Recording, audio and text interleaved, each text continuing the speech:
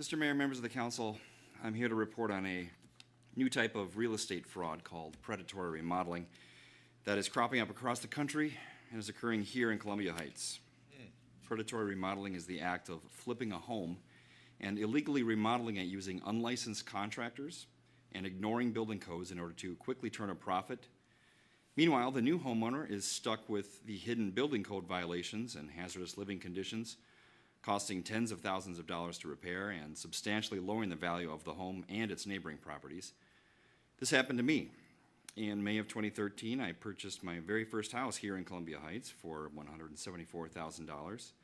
It was beautifully finished from top to bottom and looked wonderful. I had it inspected and no major defects were found. I checked the permit history, but no recent permits had been pulled. On paper, the house looked like it was simply well cared for. But only a few days after moving in, the plumbing began to leak through the walls. The lights began to flicker. Professionals were brought in to look into the problems, and it was discovered that my house had secretly undergone a major renovation just a few months before I purchased it. Walls had been removed, including load-bearing structures. Plumbing was done without venting. A major hole in the roof had been loosely patched over with additional shingles.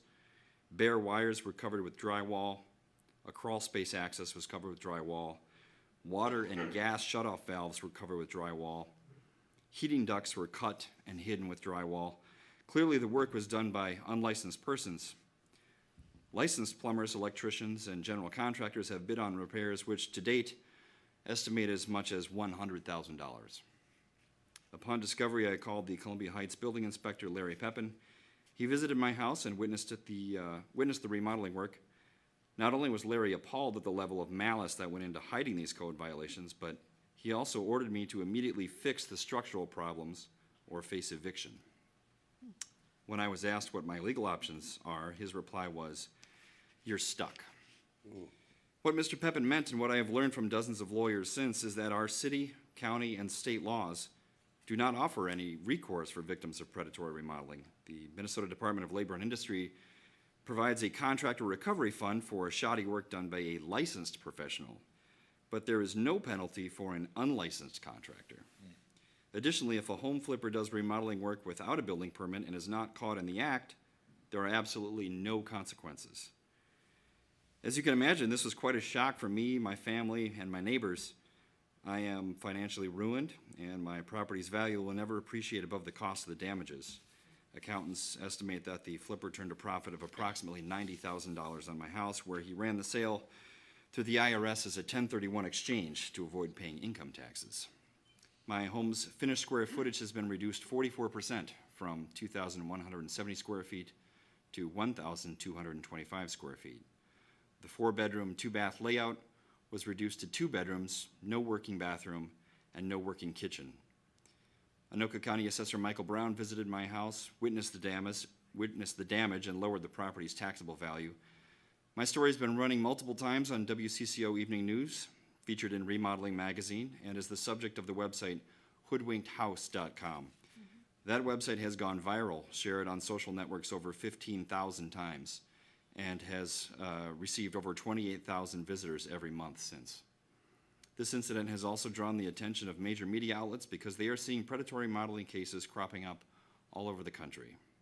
Some states, such as New York and Illinois, have basic laws requiring that an investment property be owned for a minimum of 2 years before it can be resold, which deters fraudulent flipping practices. Some countries, such as Finland, keep shady investors at bay by requiring that home sales come with an incredible 8-year warranty on every property. We have no such laws here in Minnesota or in Anoka County. I believe at least one other property in Columbia Heights was used in a similar predatory remodeling exploit, and I have reached out to that homeowner as well. All of this has been reported to the Anoka County Attorney Investigators Department, who opened a criminal investigation into my particular incident, but thanks to our weak laws, they were unable to amass enough evidence to bring charges against the seller. Civil cases of this nature have all failed, and my attorney advises me that I should expect no different until my city, county, and state close this gap in our legal system. Mr. Mayor and members of the council, I believe we have an opportunity here to protect the value of our neighborhoods and to protect the livelihood of our citizens by fortifying our building ordinances with measures that both deter fly-by-night house flippers and provide recourse for victims of predatory remodeling. After researching neighboring cities with strong building codes, such as the City of Crystal, the City of Maple Grove, and the City of St. Louis Park, I recommend that Columbia Heights modifies its point-of-sale property management program to include a property maintenance certificate for single-family home sales, modeled after the programs of Crystal and St. Louis Park. Furthermore, I recommend additions to the Columbia Heights Code of Ordinances, Chapter 6, Article 8, that would enhance the authority of the building inspector and provide legal ramifications for flippers who hide dangerous building problems or attempt to sell a house with code violations. I'll propose those changes in a more formal matter at a future meeting, but for now I have a printed copy of this report available for your review. I thank you for your attention to this matter and welcome any questions you might have. Mr. Naraki? Are you saying that the people that, whoever owned the house when that remodeling work was done, there's no way to go after them for That is liability? correct. That is correct. Once the closing documents are signed, there is no way currently within our legal system to go after a previous owner. Well, what about, couldn't the city have any authority if there's work that's been improperly done, not meeting codes, whatever? Doesn't the city have some recourse on whoever does that? Or only when you catch them in the act? Well, we would be looking at whether permits were pulled, and if that person is no longer, I mean, if we could find somebody that did the work and we could prove that they were the ones that did the work, we could certainly charge them with an ordinance violation. I think this gentleman has probably found out that'd be, county attorney has probably told him this, that would be really difficult to establish that, especially on a city level where we don't have the investigatory assets in the city to do that. It's But not, it can be done, but I just don't know how we would get to that point of being able to prove something like that. Well, may, I if actually- somebody has done some work without a permit, and the work they did violated city code, Well, first we have to prove somebody did work and who did it. That's our first step. That would be that would be what's difficult. the responsibility of the previous owner? The one that owned it, It's not necessarily the owner's obligation. If the owner was a different entity than the entity that did the work, that would be an issue.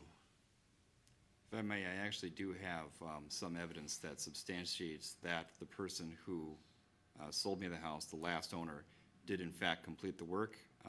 We know this from dated photos from the previous owner before that were posted on Zillow.com, and then photos that I took that matched the originals only about 4 months later. And there was a dramatic difference in the appearance of the house. So we know that the previous owner was the one who did the remodeling work. That's one bit of evidence. The other bit of evidence is that I've had to dismantle much of the house in order to repair a bunch of these problems. And during the demolition, I found date-stamped building materials. Those date stamps also fall in within the period that the previous owner owned the house. See, but the problem you'll have there is, I appreciate that it shows the previous owner did it, but, and I'm not gonna get into a legal discussion here, but the previous owner would then come in and say, well, I contracted with XYZ, and they're the ones, just like any homeowner, you rely on the contractor to pull the permit. Contractor tells them, I pulled the permits. They didn't pull the permits, well, the owner's not gonna be criminally responsible for that. well, if the owner can identify who he had do the work, it seems incredible to me that that I doesn't suspect offer. they're acting in concert. Yeah, I would say they're, Yeah. Pardon? They're acting in In cahoots. consort. They're one knows, they're different entities and one knows what the other is doing, but neither one of them will be nailed down to it in a courtroom. Well, the owner of the property at that time would seem to me to have the basic responsibility.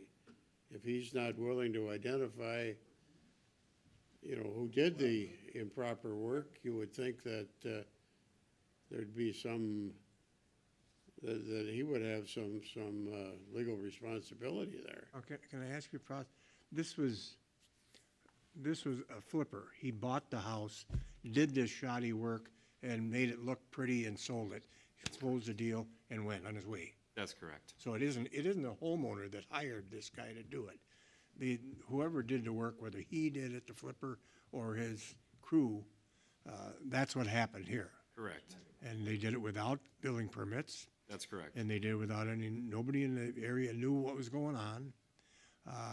So I believe we're gonna have to do some safeguards, get in place that this doesn't happen, again. And, did you say you had it inspected prior to purchasing it?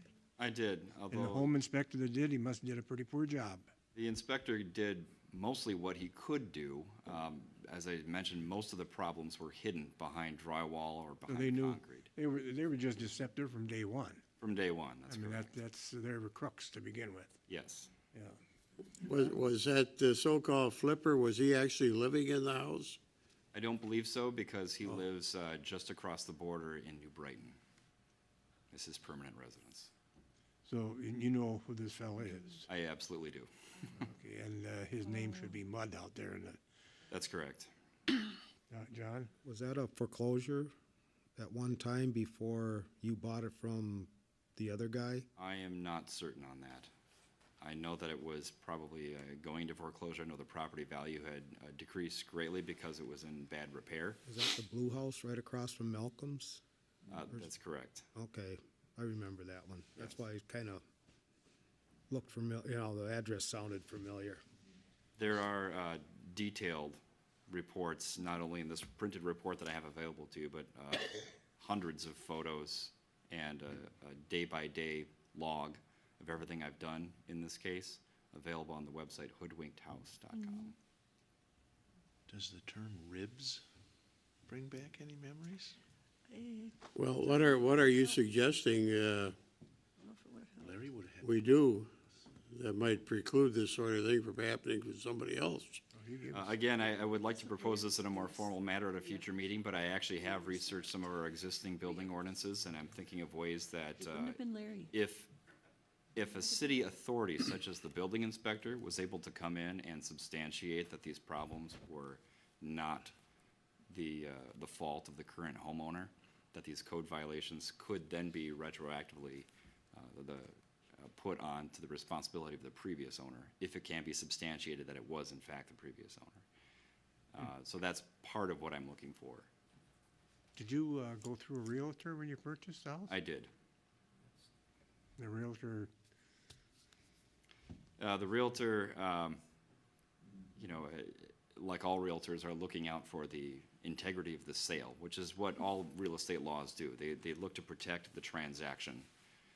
They're not really there to protect the buyer. They're there to make sure that the mortgage company gets their bid. but if they do know of some imperfection, they have to disclose That's correct. that. If Yep. they're a sharp realtor, they would maybe pick up a little bit on that to deal with it every day. The seller himself was also a realtor, and I believe that between him and the listing broker and the listing agency, they were able to cook up this plan. And I've got some evidence to suggest that they'd used multiple exploits to pull this off.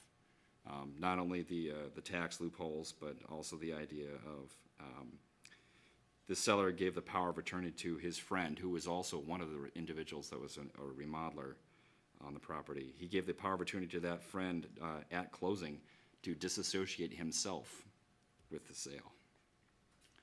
Well, boy, we're gonna have to do something on this end somehow. We'll have to do Who some- was the realtor? The realtor in this case was I don't know if we should probably get into that. Was who? it's a fellow with a Diner Realty. He was actually a family friend who was trusted and or referred from a family friend. Well, They were the ones that were selling. No, that was my personal realtor. Okay. The other realtor is a fellow who was a citizen of New Brighton. Was Donna, who? you have a question? May I ask Was a he question, with a firm or just on his own? He runs his own independent real estate company. Donna? What, what were you looking for help at the state level? Have you talked to Carolyn Lane by any chance? I have not at this point. Thank you very much for your email today, by the way. Okay. I appreciate that. At this point, I'm working my way up. I started where I could. After the county investigation failed, I decided to come here and make this report today. So what is it you're thinking the state can do? Well, for one, I think there should be a way that the state should be able to go after unlicensed contractors if it can be proven that they are in fact responsible. Right now, if someone is licensed and they do shoddy work and it can be proven, their license can be pulled and they can be fined heavily. The person who is the victim can collect money from the contractor recovering fund. There are no such options for someone who is unlicensed. Well, it's unfortunate that some homeowners, they want to go the cheap route and do it without inspections, without licensed contractor and stuff, and they're kind of going down the wrong road there. I will say, if it was Because, not for the generosity of many friends who rallied to my cause to help me raise some money to do some of the very rapid repairs that were needed, Mr. Pepin easily could have red tagged the house and evicted me for safety concerns. That's unfortunate, Bill. I don't know, I guess you just got in a deal with some real crooks. That's what happened. And appreciate you coming forward and letting us know about this. This is the first I've heard of. I know they flip houses and they, you know, do gingerbread up stuff and make it look pretty. And if it's just a matter of making it look pretty and it's all structurally sound, that's fine, you know. Which Paint is it, what I you know it's assumed. painted, you know. But you didn't know that sheetrock was put over bare wires.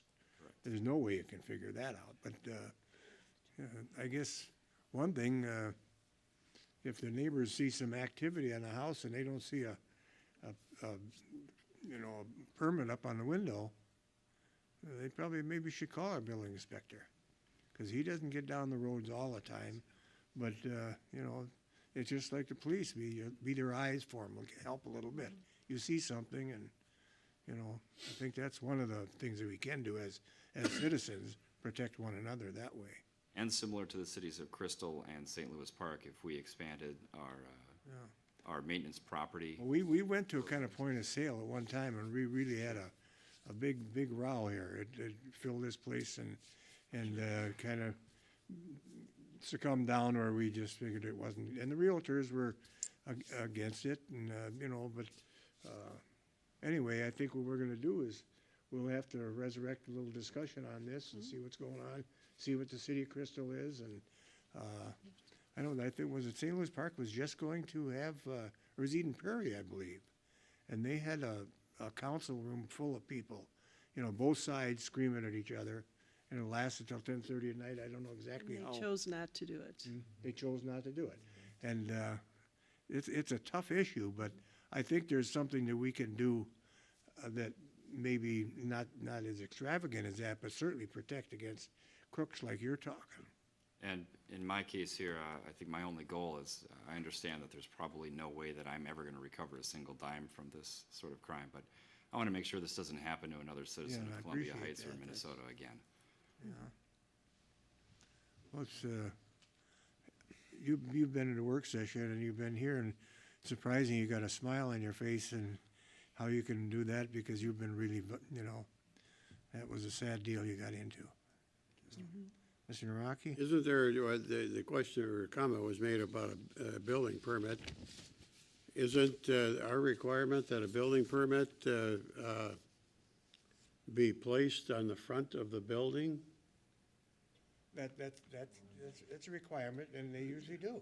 Why wouldn't Yeah, they put it well, I up? mean, so But, if you, that's one thing for somebody to, if you see work going on and you don't see that permit in the front, well, that's what I'm saying to them. If you see somebody hauling in some sheetrock and yeah. there's no, give our office a call, and he certainly can check on it. Part of the problem was that some of the neighbors actually did see people going in and out of the house during those months, carrying building materials, lots of contractors coming and going, but nobody thought to call Yeah. the city building inspector. Well, that's something we gotta get our citizens aware of, that this can go on. Because it's unfortunate it happens to anybody in our community, but Could happen to any of us, you know. You have a handout with some suggestions? I do. It actually is a detailed case study of the house, including lots of facts and figures that were not part of this report. And also, again, the website has lots and lots of photos. Okay, well, thank you so much for bringing it to our attention. You're gonna come to another meeting. You certainly can come to a work session and get on the agenda there, and we can discuss it a little, you know, a little more informal, where we can hack back and forth and stuff. Mr. Mayor, But, we can have Joe Hogaboom, the Community Development Director, be in contact with you Yeah. and kind of go from there. He can be that lead person if it's all right with the council. Wonderful. Thank you very much. Appreciate your time. thank you very much.